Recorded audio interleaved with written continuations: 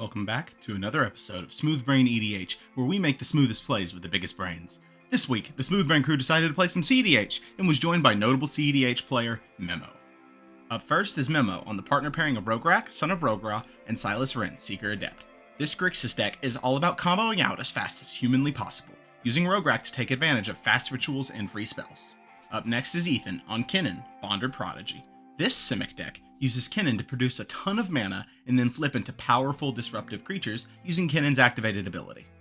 Third today is Jake on the partner pairing of Thrasios, Triton Hero, and Bruce Tarl, Boorish Herder. This deck's plan is to make infinite mana in a multitude of ways, draw the deck, and then win. Last up is Jason on Atraxa, Grand Unifier. This is a super grindy deck wanting to slam Atraxa and eventually win through food chain lines. We're about to jump into the game, but before that, like and subscribe and leave a comment telling us who you're rooting for to take home the victory. We have links to our social media, public Discord server, Decklists, and Patreon in the description.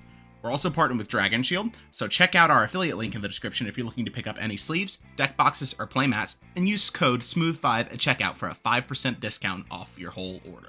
We're also partnered with Inked Gaming, so our affiliate link is in the description if you're looking to make any custom playmats. Now, on to the gameplay. Hey guys, my name is Memo. I'm a cEDH coach and tournament player sponsored by Ultimate Cards and Eminence Gaming. I'm very excited to be here and get the chance to play with you. Let's see if I can make some trouble. Looks like Memo wins the die roll, and he'll start off with a Lotus Petal, and then Rograkh, and then a Chrome Mox, imprinting Last Chance. Then he'll tap for 2 and cast Talisman of Creativity, and then pass the turn to Ethan, who starts off with a Scalding Tarn, which is immediately cracked for a Tropical Island, and then he'll cast Mystic Remora and pass to Jake. Jake starts off by shocking in a Breeding Pool, then he'll cast a Fyndhorn Elves and pass to Jason. Jason will play his Morphic Pool, and then he'll cast Mana Crypt. And no, he cannot pay the 4. The turn is then passed to Memo, who unfortunately has nothing to do, so he'll just pass the turn to Ethan, who on upkeep will pay 1 to his fish. Then in his first main, he will essentially bolt himself by playing a Seagate Reborn untapped. And with it, he's able to cast a Soul Ring. And with his Soul Ring, he's able to cast a Felwar Stone. And with his Felwar Stone, he's able to cast a Llanowar Elves. Then the turn is passed to Jake, and he starts off with another untapped Shockland, this time Temple Garden. Then he'll cast his own Mana Crypt, and he cannot pay the 4. He'll then float a green and 2 colorless to cast Devoted Druid, leaving 1 colorless still in his pool. And with it and a green from the Fyndhorn Elves, he'll cast Sylvan Library, and he can't pay the 4 again. The turn is then passed to Jason, and he will save on his Mana Crypt trigger.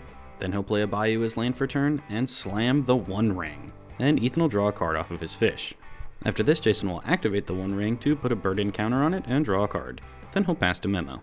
And Memo will unfortunately just pass again to Ethan. And Ethan will let the fish die on his upkeep. After this, he'll play and fetch with a Windswept Heath, and this will find him a basic forest. After this, he'll cast Kinnan, and he's got a ton of mana available to him now, but he'll just pass the turn to Jake, who on his upkeep will save his Mana Crypt trigger. And on his draw step, Sylvan Library will trigger, and he'll pay 4 life to keep an extra card. After this, he'll play Rejuvenating Springs as land for turn, and then he'll cast Thrasios.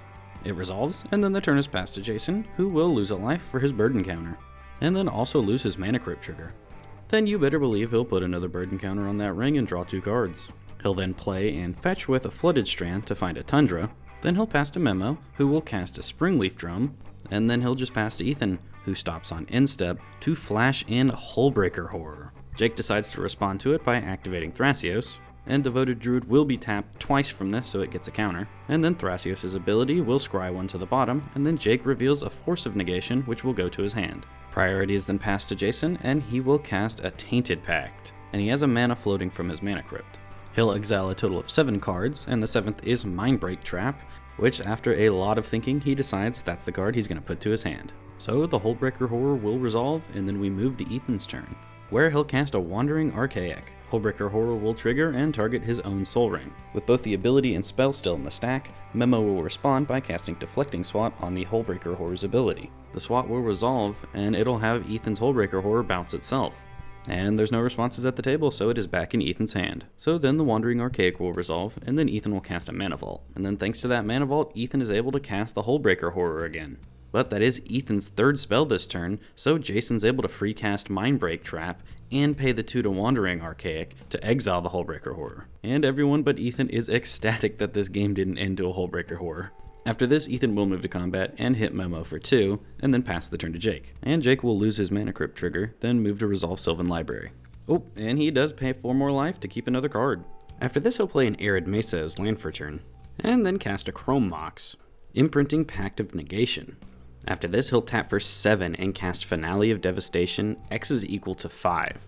Ethan's Wandering Archaic will trigger, and Jake will respond by cracking his Arid Mesa for a Volcanic Island so he can pay that too. Memo will, however, Swansong the Finale, countering it and getting Jake a 2/2. Ethan's Wandering Archaic will trigger and make another Swansong, and it will also counter the Finale of Devastation, but Jake still only gets 1 2/2. The turn is then passed to Jason, and he'll lose 2 life to his One Ring, and then win his Mana Crypt trigger. And just like any wearer of the One Ring, Jason is addicted to it, so he'll activate it again and draw 3 cards now. Then he'll cast a Mox Diamond, and when it hits the field, he discards Bloodstained Mire. Then he'll play Verdant Catacombs as land for turn, and immediately fetch with it. This will find him a Scrublands, and then he'll tap for 3 and cast Ranger Captain of Eos. This will find him Esper Sentinel to his hand, and of course he'll cast it. Then he'll cast an Orcish Bowmasters.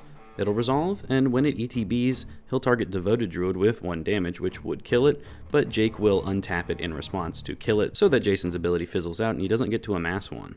Then the turn is passed to Memo, and he'll just slam a Time Twister. Wandering Archaic and Esper Sentinel will trigger, and Memo can't pay for either of them. Time Twister with Orcish Bowmasters out is absolutely terrifying, and the only person that can do anything about the Bowman is Ethan. And he does. He'll start by tapping for a blue and exiling Gilded Drake from his hand to cast March of Swirling Mists, X is 2. And his 2 targets are going to be Orcish Bowmasters and Ranger Captain of Eos. And Ethan can't pay for Esper Sentinel, so Jason will draw a card. And then after a lot of deliberation, Jason will just let the March resolve and his 2 creatures are phased out. Then we'll move down the stack. Jason draws a card off of his Sentinel, Ethan will decline his Wandering Archaic trigger, and then with just the Time Twister on the stack, Jason will free cast Force of Will to counter it, and the card he pitches is Mist Hollow-Griffin, and this will also trigger Wandering Archaic. Jason can't pay the 2, but he's really hoping Ethan won't copy his Force of Will so that the Time Twister won't resolve. But Ethan would like a fresh 7, so he'll copy the Force of Will countering the Force of Will. And then finally, the Time Twister will resolve, so everyone takes their graveyards and hands, gives them a good shuffle into their library, and draws a fresh 7. After this, Memo has a fresh 7, so he'll start off with a City of Traders. He'll use it to cast a Soul Ring and have 1 floating. Then he'll cast a Talisman of Dominance and still have 1 floating. He'll tap the Talisman for a black, taking 1 damage, and then he'll cast his own Orcish Bowmasters. It resolves, and when it ETBs, he'll kill Ethan's Land of War Elves and amass 1. The turn is then passed to Ethan, and on his upkeep, he'll take 1 damage to his Mana Vault. Ethan will then play his Windswept Heath as land for turn. Again. Yes, that Time Twister just confused me. I thought he was playing 2 Heaths. Anyways, he'll immediately crack it for an untapped Breeding Pool. Then he'll tap for 5 and cast Seedborn Muse. His other opponents are scared, but in terms of responses, they have no responses. So it resolves. Then Ethan casts Spellskite, and the rest of the table is getting even more scared. But wait, there's more. He's also got Grim Monolith, which he'll cast, and it also resolves. Oh yeah, and Esper Sentinel triggers, and Ethan can't pay, so Jason draws a card, which triggers Bowman, which will kill Jake's Finhorn Elves, and Memo's army doubles in size. Then Ethan will pass the turn, and nobody's got anything on end step, so when Jake untaps on his turn, Ethan also untaps. And just so you all know, the collective effort to kill Kinnan has started. Jake, Jason, and Memo are going to try to trigger Bowman as many times as possible to get through the Spellskite and kill Kinnan. But before that, Jake saves his Crypt trigger on his upkeep, and then he'll move to his draw step and resolve Sylvan Library. Jake will pay 4 life to keep another card again, and then there's 2 Bowman triggers which both go at Kinnan. Ethan will respond though by paying 1 blue to redirect one of those damage to Spellskite, so both Spellskite and Kinnan will be pinged for 1, and then Memo's army will grow by 2. After this, Jake will play a Command Tower as land for turn, then he'll cast Zerda, and he'll have 1 colorless floating since he used his Mana Crypt for this. It resolves, and Jake will activate Thrasios for only 2 mana to scry 1 to the bottom, and then reveal Exotic Orchard, which goes to the battlefield. And it's because of this flip that Jake now realizes he can't draw enough cards to get through the Spellskite and Thrasios this turn, so he decides to just pass. And of course, Ethan has stuff to do on end step. He starts off by, activating Kinnan. And since he tapped his Mana Vault, Soul Ring, Fellwar Stone, and Breeding Pool, he'll have 1 blue floating and 2 colorless floating after this first activation. And unfortunately for Ethan, the top 5 cards of his library are a whiff, but he's able to do it again, so he spins the wheel. This time he hits a Manglehorn, and when it gets put to the battlefield, it has an ETB trigger, and it'll target Jason's Mana Crypt. Jake will respond to this by channeling Otawara to bounce Seedborn Muse, but Ethan will pay 2 life to Spellskite to bounce Spellskite instead. And then Mana Crypt is blown up. There are no more responses around the table, so we're done with Jake's end step, so we'll move to Jason's untap, and Ethan will untap too. Oh yeah, Jason's creatures also phase back in, and then he'll lose 3 life to his One Ring. Still in upkeep, he'll activate the One Ring and give it another burden counter. But before Jason draws those 4 cards, Ethan will activate Kinnan. And in the top 5 cards of his library is a Tidespout Tyrant. And then Jason's ring draws will resolve, so he draws 4. Then the Bowman will trigger 4 times, and Memo decides to hit the Tidespout Tyrant with all 4, and his army will grow by 4. Also still in upkeep, Jason will sacrifice his Ranger Captain. Looks like he doesn't really want to be interrupted this turn. Ethan will respond to the ability though by activating Kinnan again. And he hits a Phantasmal Image, which really puts him in the think tank for a little while. Seeing as Jason might be comboing off this turn, Ethan decides to copy Manglehorn and hit Jason's Mox Diamond to keep him low on mana. Jason will float a black with the diamond, and then it is destroyed. And then with that black, still on upkeep, but after the Ranger Captain's ability has resolved, Jason will Vampiric Tutor, and he doesn't pay the 2 to Ethan's Wandering Archaic, so Ethan will also tutor. And after the tutor, Jason will move to his draw step and draw that card. It was obviously a Food Chain, which he'll slam, and nobody can counter it. Then he'll exile his Orcish Bowmaster and his Esper Sentinel to it to float 5 mana, and then he'll cast his Mist Hollow Griffin from exile, and this presents the loop he needs to win. Since the Mist Hollow Griffin can be cast from exile, he's able to exile it for 5 mana and recast it for 4, netting 1 mana every time. Once he has infinite mana, he's able to cast Atraxa, which will get him a ton of cards to hand, and then he'll sacrifice her and keep recasting her until his library is empty. Then he just drops Thassa's Oracle and wins. So that makes Jason and Atraxa the winner. Congratulations. What a great game. It's been a while since we've had cEDH on our channel, and man, I really enjoyed watching and editing this. Usually cEDH games can end in under 30 minutes, but this game actually ended up being over an hour. And if you ask me, it was pretty engaging. Thanks again to Memo for joining us. Everyone said they had an amazing time playing with you. And you, the viewer, let us know what you guys thought down in the comments below, and don't forget to leave a like if you did enjoy it, and subscribe if you haven't already.